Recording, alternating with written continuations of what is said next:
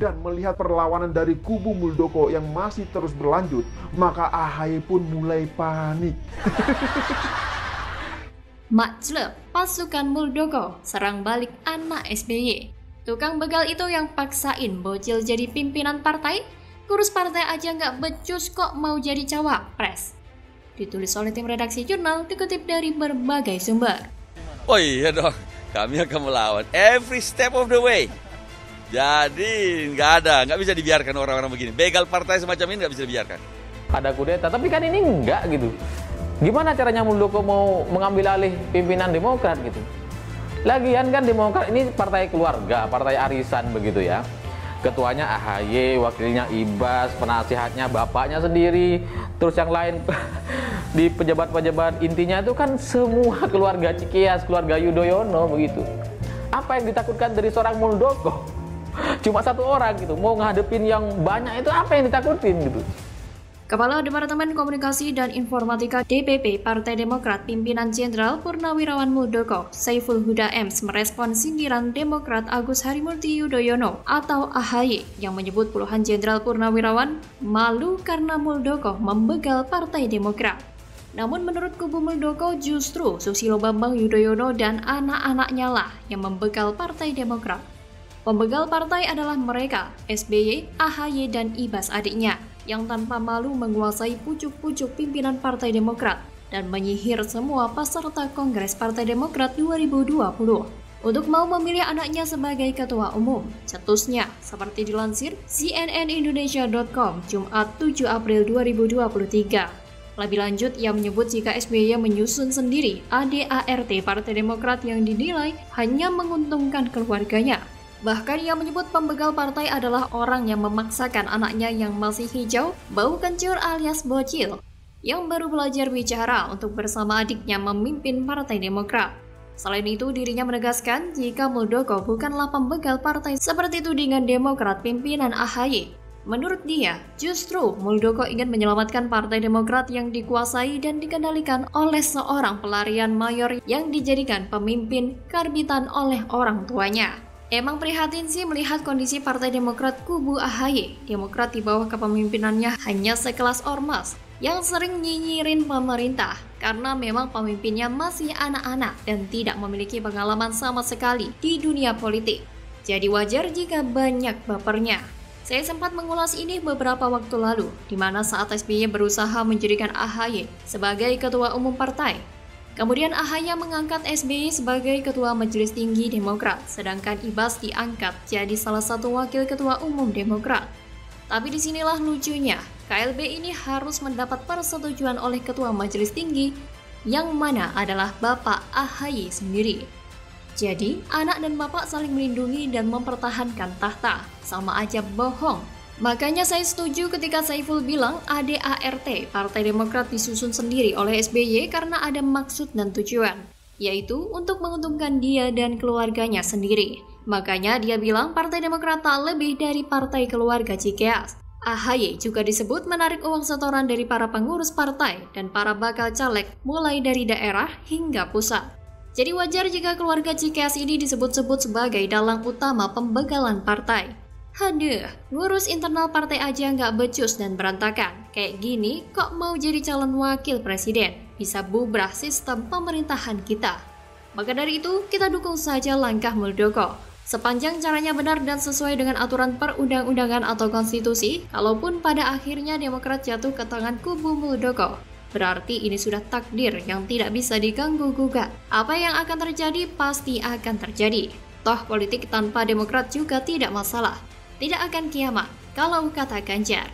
Malah mungkin lebih baik, Demokrat ini sudah terkenal sebagai partai dengan cap merah di masa lalu. Mau tuduh pembegal kek, tapi kalau hukum membuat mereka kalah, itulah takdir yang harus mereka alami.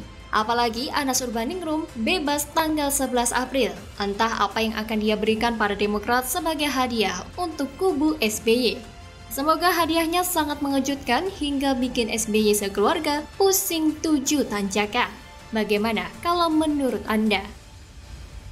Lah, kok sekarang enak bener menjadikan Partai Demokrat partai keluarga? Semua jabatan tertinggi dipegang keluarga. Ketua Majelis Tinggi dipegang SBY. Ketua Umum dipegang anaknya AHY. Wakil Ketua Umum dipegang Ibas, adiknya AHY. Bentar lagi kan Anas Urbaningrum keluar, Mas. Tanggapannya gimana, Mas? Yuk. Nggak ada urusan sama saya, Mbak. Itu ya. Makasih. Kalau terkait dengan apa rencana koalisi besar? Anas tantang duel SBY, AHY silahkan mundur. Ditulis oleh Heru Subagia dari Siward.com. Karena kami meyakini Mas Anas ini adalah talenta politik yang jarang dimiliki oleh seorang putra model seusia beliau, yang mana berusaha dimatikan secara politik. Maka tugas kami menghidupkan kembali beliau secara politik. Ya tapi apapun itu, orang-orang yang terlibat dalam kasus korupsi Hambalang dan korupsi Wisma Atlet di Palembang, ini kan semuanya sudah dipenjara gitu, termasuk yang memberikan instruksi, termasuk orang yang nyuruh-nyuruh atau ingin mengumpulkan uang dari hasil korupsi ini gitu. Itu kan Anas Urbaningrum sebagai ketua umum udah masuk penjara. Nah yang belum itu Pangeran. Pangeran Ibas belum gitu. Sampai sekarang 2 orang sudah bebas, sudah menjalani hukuman 10 tahun gitu ya. Pangeran Ibas masih belum diperiksa sama KPK. Sikap gentle ditunjukkan oleh Anas Urbaningrum. Pernyataan mantan Ketua Umum Demokrat di zaman SBY patut diakui sebagai bentuk kepatuhan politik yang terhormat dan bermartabat. Dikatakan Anas Urbaningrum jika dirinya tidak akan berurusan dengan Agus Harimurti Yudhoyono atau AHY, Ketua Umum Partai Demokrat saat ini, pasca berakhirnya hukuman penjara. Mantan Ketua Umum PBHMI jelas-jelas sesumber akan bertemu SBY untuk mencari pembenaran atas dirinya, dijebloskan di penjara 8 tahun di masa pemerintahan SBY periode kedua. Anas Urbaningrum sepakat akan membuat kalkulasi politik kepada SBY dalam waktu yang tepat.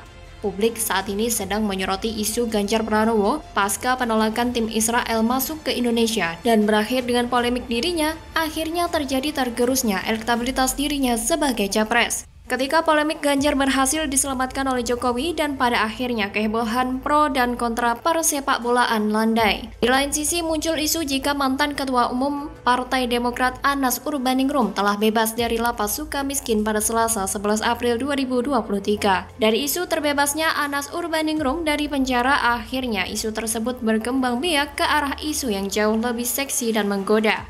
Akhirnya sorotan media bergeser dari Ganjar Pranowo ke Anas Urbaningrum. Proses hukum Anas Urbaningrum ketika karir politik dari pentolan HMI ini sedang moncer, hal paling terburuk langsung menimpanya. Perjalanan karir politik Anas Urbaningrum runtuh dan dirinya terjatuh. Anas dipidana atas kasus pembangunan Wisma Atlet Hambalang. Anas Urbaningrum dijatuhi vonis pada September 2014 dengan hukuman 8 tahun penjara dan denda sebesar 300 juta rupiah subsidiar 3 bulan kurungan. Dalam keberlanjutannya, hukuman Anas diperberat menjadi 14 tahun penjara dan denda 5 miliar rupiah pada tingkat kasasi. Tidak mau hukumannya diperberat, dia mengajukan upaya hukum peninjauan kembali atau PK, hingga akhirnya dipangkas dari 14 tahun menjadi 8 tahun pidana penjara. Karir politik cemerlang, terlahir di Blitar pada 15 Juli 1969.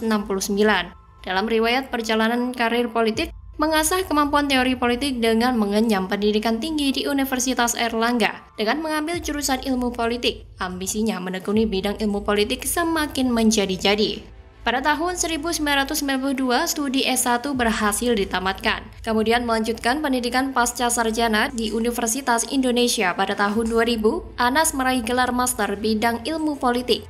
Gelar master di bidang politik belum dirasakan cukup hingga Anas Urbaningrum melanjutkan studi doktor ilmu politik di UGM.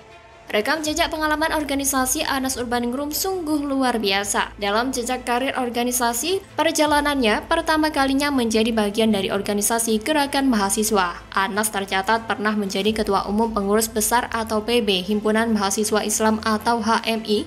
Anas terpilih menjadi Ketua Umum Pengurus Besar atau PB HMI melalui Kongres HMI di Yogyakarta 1997. Kiprahnya mulai benar-benar bersinar saat menjadi anggota tim revisi Undang-Undang Politik atau Tim 7 yang diketahui sebagai salah satu tuntutan reformasi. Anas Urbaningrum bekerja di KPU. Anas juga terpilih menjadi anggota tim seleksi parpol peserta pemilu 1999. Perjodohan Anas Urbaningrum dengan partai politik akhirnya ditemukan, berlabuh di Partai Demokrat. Akhirnya Anas Urbaningrum meninggalkan jabatannya sebagai anggota KPU pada periode 2001 hingga 2005. Insting Anas Urbaningrum memang sangat tajam. Akhirnya berhasil terpilih sebagai anggota DPR RI pada pemilu 2009 dari daerah pemilihan Jawa Timur 7. Dalam jabatan politiknya semakin meroket, Anas semakin menunjukkan sinarnya.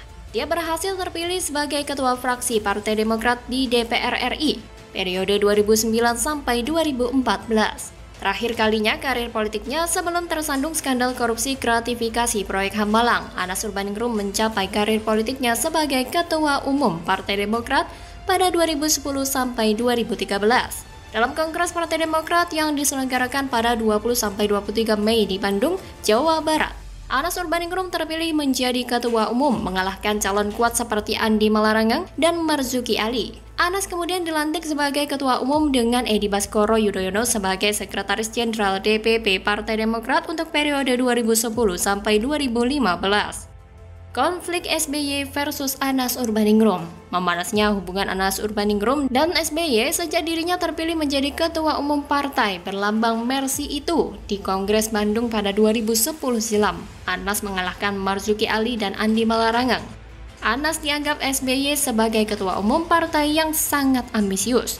Kabar burung bercerita jika Anas juga bercita-cita menjadi Presiden RI. Anas Urbaningrum diduga mulai nakal dengan menggerakkan jaringan HMI, bertaburan dan didistribusikan di internal partai atau disusupkan dalam berbagai lembaga atau berbagai proyek.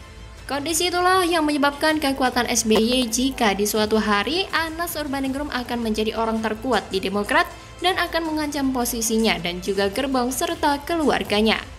Jabatan sebagai Ketua Umum Partai Demokrat tidak sampai tuntas. Anas Urbaningrum harus bertekuk lutut skenario mematikan yang diduga dilancarkan pihak SBY. Anas harus berurusan dengan KPK yang saat ini menyelidiki kasus Hambalang, menyatakan Anas terjerat kasus korupsi terkait proyek pusat pelatihan, pendidikan, dan sekolah olahraga nasional itu.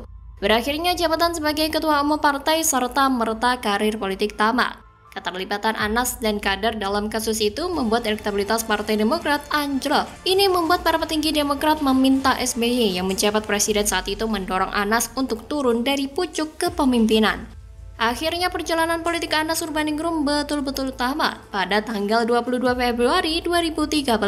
Anas ditetapkan sebagai tersangka kasus dugaan penerimaan hadiah atau gratifikasi berkaitan proyek Hambalang dan proyek-proyek lainnya oleh KPK. Anas Urbaningrum menjadi tersangka setelah mantan Bendahara Umum Partai Demokrat, M. Nazarudin, membeberkan Anas terlibat dalam proyek Hambalang. SBY diminta maaf ke Anas Urbaningrum. Euforia pendukung Anas Urbaningrum semakin berani. Pasca berakhir masa hukuman penjara 11 April 2023, militan Anas Urbaningrum berteriak lantang. Mereka melakukan tekanan publik, terutama pendukung Anas Urbaningrum meminta kepada SBY meminta maaf yang ditujukan ke Anas Urbaningrum karena dituduh telah menggusur Anas Urbaningrum dari pimpinan Partai Demokrat hingga Anas Urbaningrum harus menjalani hukuman 8 tahun di penjara. Bagi tim Anas Urbaningrum, mereka terus menilik sejarah mundur masa kelam detik akhir Anas Urbaningrum proses di penjara. Masih mengingat pidato Pak SBY yang ditujukan khusus ke KPK dari Jeddah pada waktu itu agar KPK segera menetapkan status Mas Anas. SBY memberikan rekomendasi ke KPK jika Anas Urbaningrum salah, katakan salah. Jika tidak salah, kemudian tolong dijelaskan kenapa tidak salah. Bagaimana kalau menurut Anda?